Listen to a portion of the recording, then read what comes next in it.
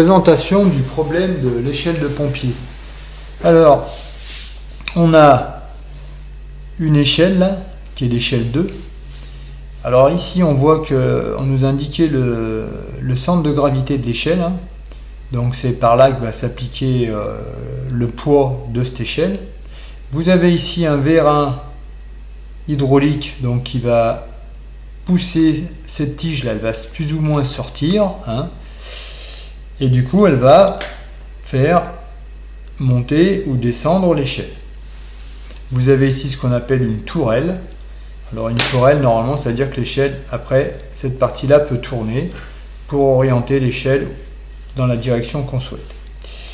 Vous avez ici une pompe hydraulique de pression maxi 100 bars. Voilà, avec un distributeur. La manette de distribution, donc le pompier va venir manœuvrer cette manette et il va envoyer ou pas de l'huile sous pression dans ce vérin hydraulique.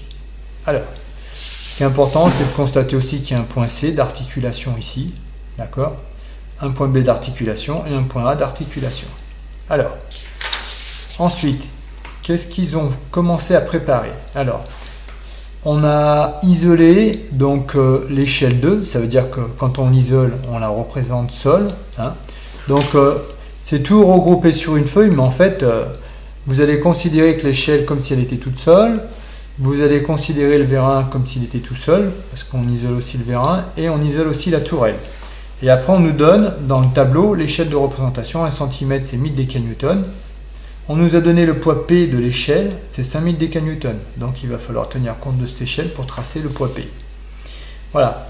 Donc vous allez bien penser que l'échelle, alors on va dire l'échelle est sollicitée par combien de forces normalement? Alors il y en a une au point G, il y a le point A et le point C. Voilà.